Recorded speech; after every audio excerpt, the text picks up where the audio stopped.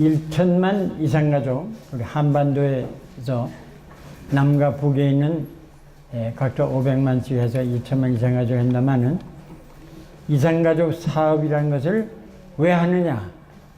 거기에 바로 여러분들이 그 가운데 서 있는 이 문제, 이것도 우리가 인도적인 문제라고 우리가 대개 말한다마는 과연 이 문제를 우리가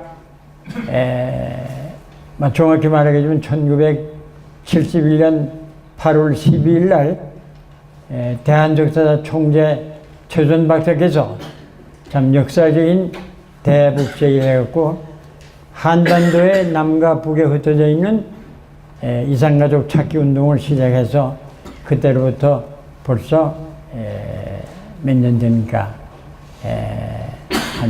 한 40년 벌써 넘어갔습니다. 그런데도 사실 의미 있는 해결을 이룩하지 못했고 그것이 지금도 미결 상태로 진행이 되고 있고 지금 그 중에서도 가장 시급한 문제, 이것이 남과 북에 있는 우리의 정치 지도자들이 다 똑같이 시급하다, 인도적 문제다, 동포의 문제다, 인류의 문제다 라고 말하고 있으면서도 사실 이것이 아무런 효과를 보지 못하고 있다는, 바로 그 불행의 주체가 바로 여러분이고 또 납니다. 나이가 들수록 나에게 점점 고통을 느끼는 건 뭐냐면 고향 땅, 그리고 특히 거기서 언제 돌아가시고 어디 묻혀졌는지 모르는 우리 아버님, 어머님의 참 산소. 그러니까 여기서 제사를 못 드린다는 것이 사실 젊을 때는 그것이 우리 형님의 몫이었기 때문에 그저 형님이 차를 지나면 가서 같이 참여를 하고 이러고 남겼던다만 이제는 내가 그런 제사에다 올려야 될 입장인데 보니까 부모님 제사를 못 드린다는 하나의 불효한 생각, 이런 느낌을 지금 내가 느끼고 있는 하나의 이산가족의 고통입니다. 그 밖에 여기 다 우리 이산가족 여러분들께서는 다 각자 자기 그 형편과 사정이 다 다르겠습니다만은 기본적으로 자기 혈육을 떠났다는 거, 떠날 때 정말 금방 결혼해서 거기다가 아주 그 젖먹이 아들이나 딸을 두고 거기다가 아내를 두고 그리고 형제를 남겨두고 부모를 남겨두고 그때 그 이별할 때 그 처절하던 그 고통, 그리고 그 뒤에 그걸 갖다가 참아가며 세운 이 고통이라는 것은 이것이 우리가 물질적인 가난이나 신체의 질병보다 훨씬 그 아픔이 강도가 높고 오래가고 지워지지 않는, 치유되지 않는 이런 고통인 것입니다. 그리고 이 숫자가 한반도에서 500만입니다. 여러분이 500만이 하게 되면 그게 무슨 그렇게 될까 할지 모르겠지만은 8.15 해방 후 6.25 사변이 날 때까지 350만 명이 공산 치하를 떠나서 남한으로 왔습니다. 그 중에 제가 포함됐습니다. 그리고 그다음에 6.25 전쟁 때에 유엔군이 북진했다가 후퇴를 하면서 그 유엔군의 전선 따라서 같이 넘어왔던 분들이 대동강을 넘고 그 다음에 흥남부도에서 배 타고 넘어온 분들이 150만 명입니다. 이거는 우리 정부가 그때 당시 공식적으로 잡아놓은 통계입니다.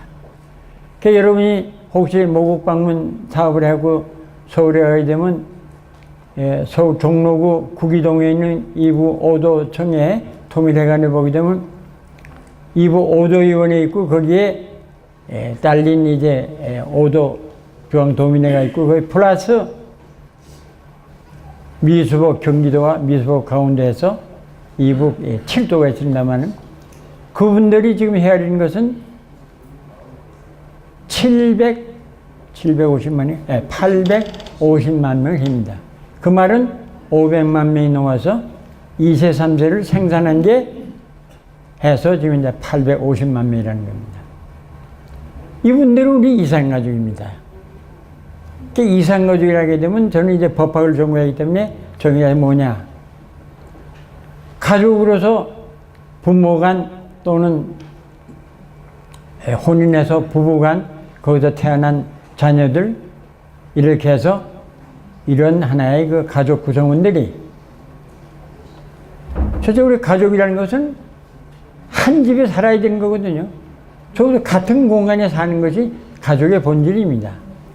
근데 요새는 여러 가지 우리 가족 제도가 핵가족 제도라서 많이 분화가 돼서 이제 흩어져서 하고 또 이전에 여행의 자유가 있어서 또 직업 때문에 여기저기 흩어져서 외국으로 많이 나가 산 사람도 있고 또 국내에서도 서울에서 부산도 회사를 했습니다만 어떤 공간이 확대돼서 있는데 그러나 이렇게 흩어져서라도 본인들 해서 만나고 싶어도 만날 수 없는 거. 거기에 육체적인 만남을 못한다 하더라도 소식을 주고받지 못하는 거. 그러니까 다시 돌아갈 수 없고 소식을 주고받을 수 없고 그 다음에 기회인 때 방문 못하고 마지막에 최종적으로 재결합할 수 없는 이런 것이 박탈된 상태를 우리가 이산가족이라고 정의하는 겁니다. 네. 그래서 우리가 남북적교회담에서는 그럼 앞으로 이산가족 문제 나오게 되면 우리가 어떤 사람들에게 이걸 혜택을 줄 것이냐 해서 친족으로서 8촌까지 그 다음에 인처 그러니까 이 처가 쪽이죠. 그쪽 4촌까지를 일단 법률적으로 이산가족 범위로 정해놓은 겁니다.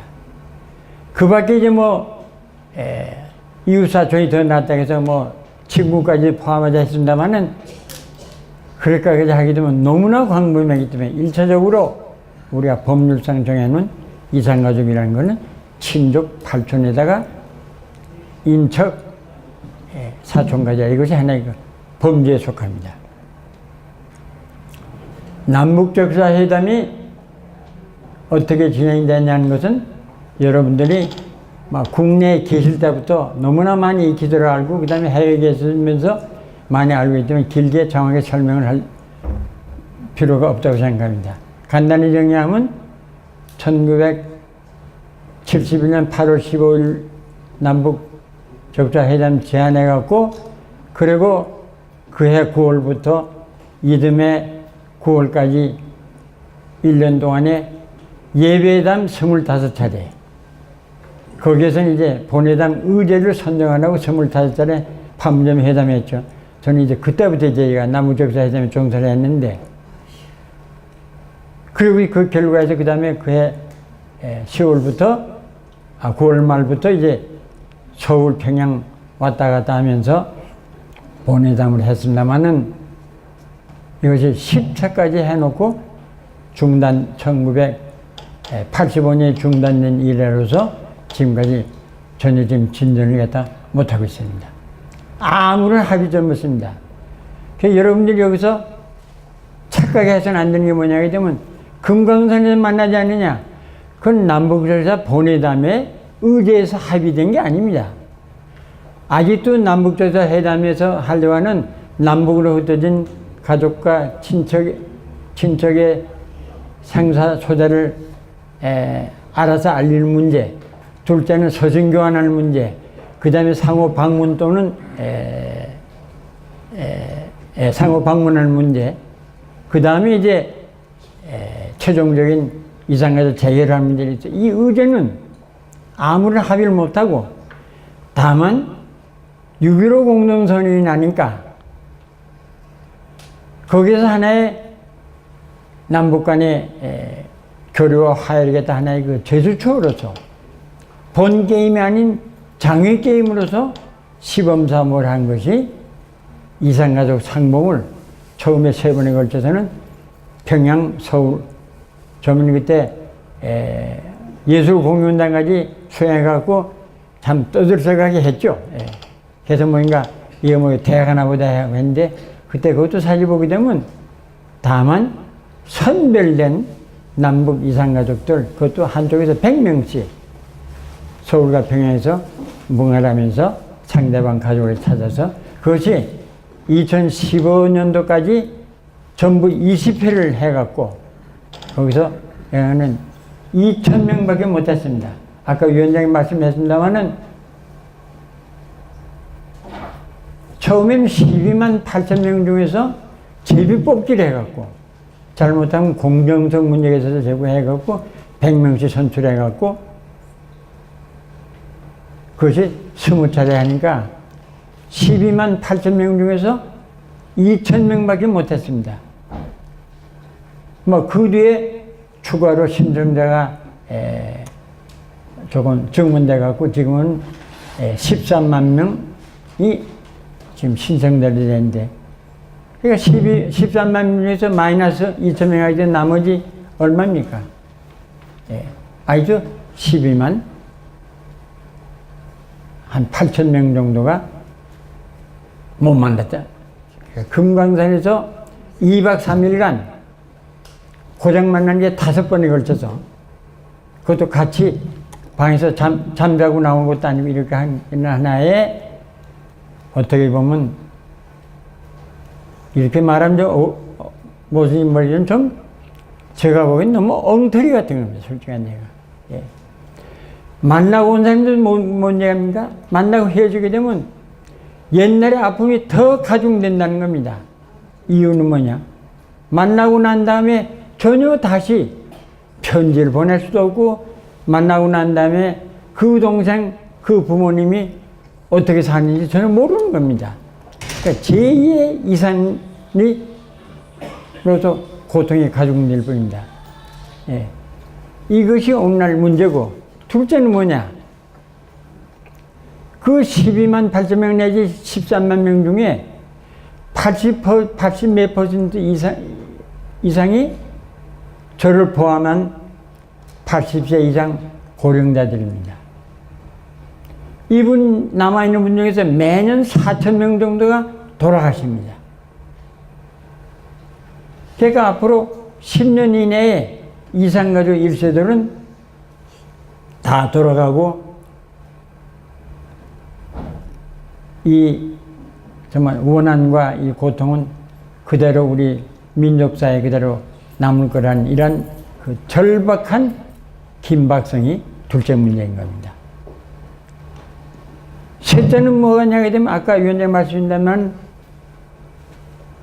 남은 2세, 3세들의 이산가족의 정체성이 지금 이제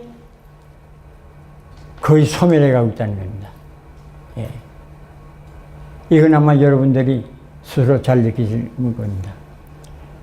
다음으로 중요한 문제가 뭐냐게 되면 남북에 저는 허물없이 대한민국의 지도자들까지도 포함해서 말합니다만 이것을 갖다가 정치화하고 있다는 겁니다.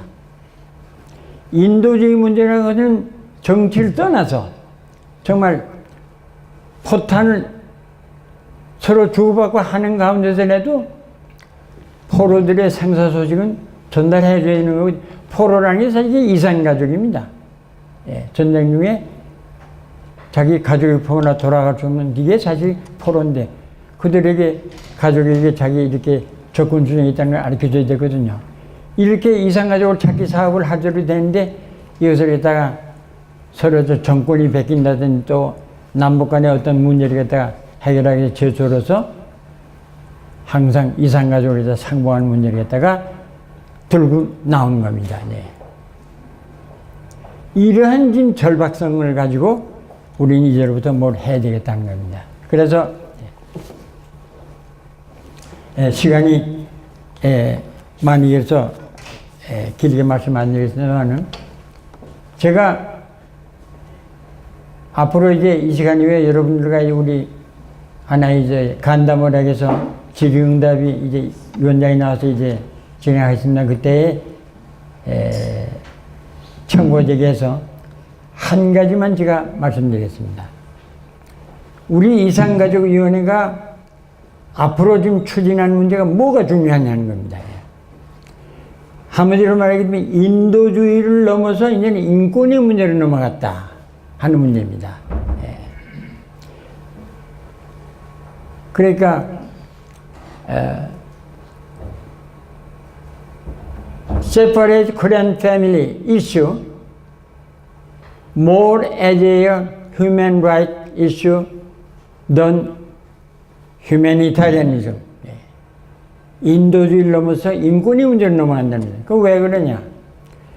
지금까지 남북 간의 적십자를 통한 이걸 하다 보니까 물론 이것이 적십자의 인도법 규정이나 유엔의 인권법 규정에 국제법 규범으로 규정되어 있긴 합니다만은 적십자라는 건 너무 연약하다는 얘기입니다. 뒤에 어떤 그 강한 집행력과 실효성을 수반하지 못하기 때문에 여러분들이 금강산에서 이북서 가족들이 나와서 이구동성을 한 말이 뭐냐 합니까? 이번에 이렇게 만나게 된 것은 우리 위대한 지도자께서 특별히 베푸신 은덕인 줄 알라고. 이걸 하나의 자기네 시혜와 은덕과 자비심으로 자꾸 동갑을 하는 겁니다. 그러니까 자기들이 정책 목적이 당할 때 지도자가 야 한번 남북 이상을 좀 만나라 하게 되면 그때 호응하고 나가는 이 문제입니다. 그래서 이것을 이제는 인도주의라는 하나의 그 소프트한 하지 말고 조금 그 하드한 집행력과 소위 그 이 강제력이 수반되는 법규인 인권, 그러니까 인권법이라는 것은 뒤에 총에서 가결되고 안전보장 이사에 넘어가서 거기서 가결되게 되면 처벌을 수반하는 거거든요. 그러니까 영어로 말하게 되면 more mandatory, 더 집행이 강하기 때문에 그래서 우리가 2008년 뉴욕으로 시작을 해갖고 그 다음에 이제 제네바의 모든 인권기구가 있기 때문에 우리 위원장이 앞장서고 또 같은 이제 우리 고문에 있는 이동복 고문이 또 앞장서서 우리가 대표장을 갖고 제네바에 가서 인권이사에서 우리가 우리 자체 브리핑도 하고 그래 거기에 모든 외국 대표들과 하고 이렇게 해서 이것에 앞으로 유엔이 가지고 있는 그 메커니즘, 휴먼 라이트 메커니즘, 인권 관련 그 제도 장치를 동원해서 거기에 인권이사에서 하나의 의제 결의도를 하기 위해서 거기에 이제 뭐냐면 IDP라고 이건 참고로 말하자면 United Nations Guiding Principle on Internal Displacement라는 그런 법규가 있습니다. 거기에 근거를 해서 이 한국의 이산가족 문제도 그 displaced person, internally displaced person으로 그 범죄에 집어넣어갖고 이걸 갖다가 해결하도록 유엔 인권이사에서 결의하고 거기 결의 내용은 이 문제를 갖다가 자기네 전문가 그룹이나 아니면 스페셜 라포트, 특별 보고관 지정을 해서 이것을 갖다 좀 상시적으로 테마틱 이슈 하나의 그 특별 과제로 선정을 했고 앞으로 이걸 다 하도록 한다는 것이 우리의 지금 노력입니다. 이런 것이 여러분들이 이 호주 같은 선진국 지역에 살고 계시면서 잘 이해하시고 이러한 노력에 우리 호주 지역에 있는 우리 교민사회, 특히 우리 이산가족 사회에서 이러한 하나의 방향으로 같이 힘을 모아주시길 기대하는 바입니다. 경선님 감사합니다.